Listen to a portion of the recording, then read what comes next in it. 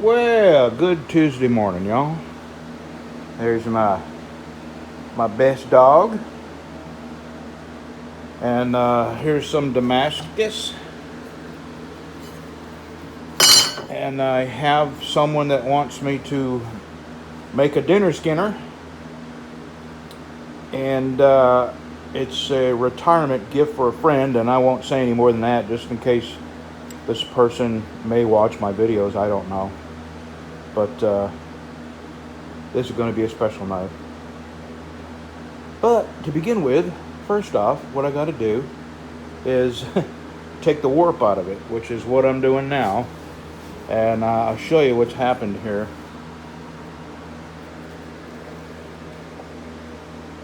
Can you see? Hold on, let me turn my light on. Can you see the gap under there?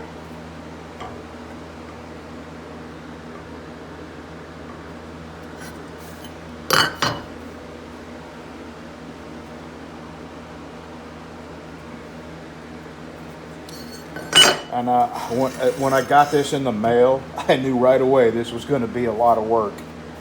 And honestly, can't remember where I got it from. I think it was like Texas Knife or knife.com or something like that. Not happy at all. First of all, this is not the thickness they say it is. This is 1/8 inch, and I ordered 3/16. Matter of fact, let me put my, give me just a second, I'll get this set up. This is how hugely different in thickness this is all over the blade. I ordered 3/16. Can you see the difference in that? Very unhappy with their finished product. The thickness here, and this is 1/7/8, which is just a little under 3/16. So this is okay. This is 1/3/3, which is just a tiny bit over 1/8 inch. 1/8 inch is what was it? I forget what 1/8 inch is. Anyway, I'll make this work. But first off, the thickness is not even close to being uniform. There's something there, an occlusion or an accidental cut. I don't know. So I'll have to work around that. It's not a big deal, but I paid to my house. This cost $160. That's a lot of money for something that you gotta fix. So that's what I'm doing with this little jig here. I'm unbending it, unwarping it, and I hope when I finish this and heat treat it that it doesn't go back to its warp, which, that's a possibility. So what I'm going to get this straight, and if it warps after I heat treat it, I'll straighten it again in this same jig, the same way, but I'll have to be very, very careful about not over stressing it. But anyway, I just wanted to show you where I'm at. I got a knife I'm working on. This already sold, and then I'm going to make dinner skinners out of the rest of this. I can get 5 more dinner skinners out of this. It's going to be a little time consuming, but I'm going to cut them all out and then straighten them all, and I'm going to make 5 dinner skinners at a time. I don't know what wood I'm going to use, and I'm moving to 1/8 inch pins in the dinner skinners. The handles are just too small for the big 1/4 inch pins, and if I go to 1/8 inch pins, I can put 3, which I think 3 looks better than 2. So that's what I'm doing. 1/8 inch pins on the dinner skinners from now on. Mosaic pins. I'm always going to use mosaic pins because they add that little bit of extra, I think, in looks. Okay, so back to work here. I got 5 more dinner skinners I'm going to cut out of here. I don't know what I'll get done today. I'm going to work on getting this square, plumb, and level, and then go to where I've already got it cut out. I'm going to get it square, plumb, and level, and then I'm going to finish the outer edges much nicer, and then I'm going to put the sides on my belt grinder and then grind the bevels on. So All right, back to work. All right, I got it flat. I got to turn it over and do the other side. Okay. I've got the knife shaped and cleaned.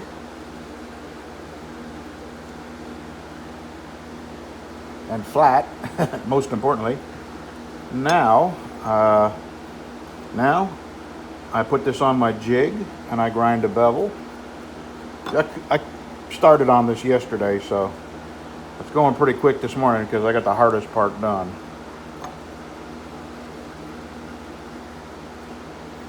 This little bit that it seems like a dip, and it is, but it's so close to being level that when I get to hand sanding this with a backer, it will get square.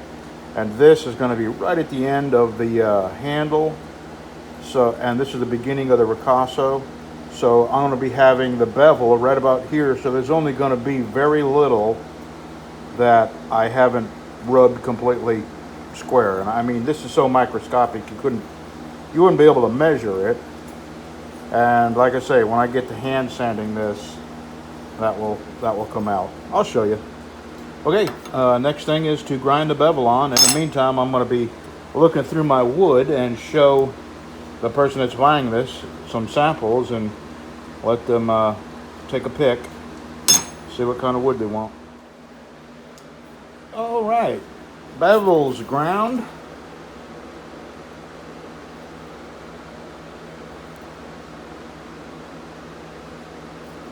Now we do the hand sanding.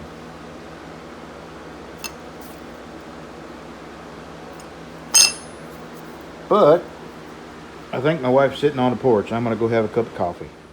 Last year, my wife had a CAT scan, and they found a spot on her kidney that was about the size of a dime. It's been there. And they found it about 3 or 4 years ago. And this year, she had a CAT scan, and the doctor said, "I don't want to alarm you, but that spot that was the size of a dime is now the size of a softball. But I don't want to alarm you." And I said, "Too late." Too late, yeah. Yeah, when I looked down at the piece of paper and I seen the 1 from last year and then the size 12 for this year. Yeah, 1.3 centimeters last year and 12.75 or something like that. Centimeters this year. And I said, 12 which is almost 5 inches. Never good when it's inside you. 12 is not a good number. That would explain why I hurt really bad. Yep, it never ends. Yeah, you just get over one thing, and actually you're not over because the fundoplication has slipped. But they're not even concerned with that right now. Yeah, they're not concerned about her fundoplication slipping, which is causing pain. Yeah, but if that's not what's causing the severe pain I have, that I have to lay down. He's saying that's not what the fundoplication slip is not causing my problem. Well, they're saying that the softball-sized thingamajig on her kidney is pressing against all her other organs, and she's having a hard time breathing, and she has to eat laying back. Yeah, I can't sit up if I eat. Now that's weird. Everything. I don't know. There's some weird stuff going on inside her. Yeah, and I'm really getting tired of it too. Yep, can't just enjoy life. We'll get through it. Yeah, the Lord has got me this far. I'm not giving up. I'm going down screaming and kicking. You ain't going down on Brokeback Mountain? Yeah, I ain't going down on Brokeback Mountain, but I ain't going down on Brokeback Mountain. but I'm not giving up. If the good Lord wants to take me home, He'll quit letting me find this stuff in advance. So. Oh, that's another way of looking at it. Yeah, obviously I was supposed to find it because they weren't doing a CT of my kidneys.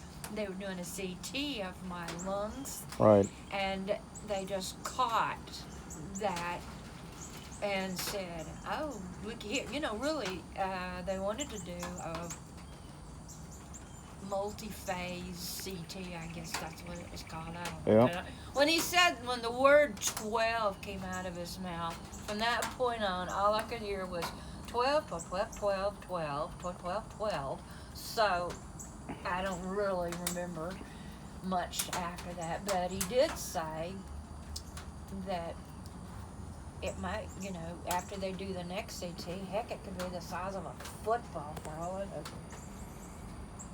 So we're waiting on them to call us. We're going to do another CAT scan called multi-phase At a urologist. at a urologist. And now it's really freaked me out because he said, okay, we're not going to do the CT after, he talked to me. He thought I didn't want to do a CT because the nurse, when she called me, she didn't say 12. She just said they wanted to do another CT. And I said, okay, well, I'm going to wait till I talk to the PA and then we'll go from there. Well, she didn't tell me that. So when he came in to talk to me, he thought I was objecting to another CT. Well, the words 1 centimeter to 12 centimeters never came out of anybody's mouth.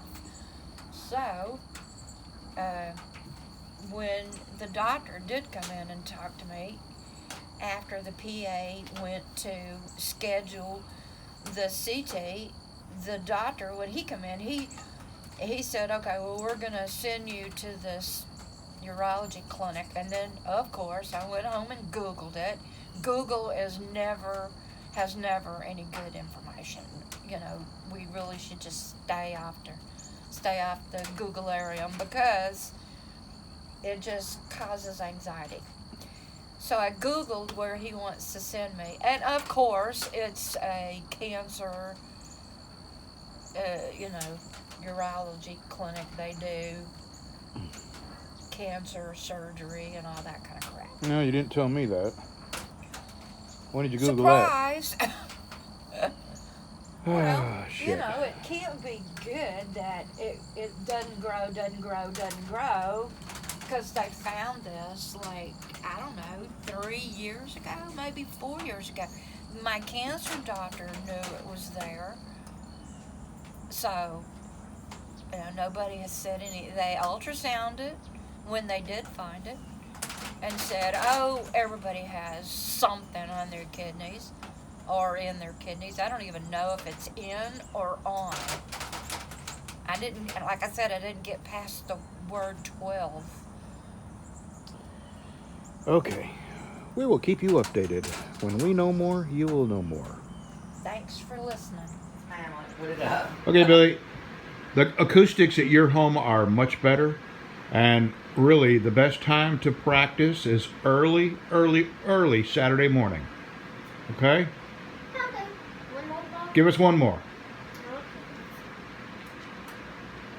You didn't ask Sonny. Alrighty. Okie dokie. Yep, Saturday morning at your house. Yeah, not around these dogs. And not Yeah. around Sonny. Especially not around Early Saturday morning. Come on, it's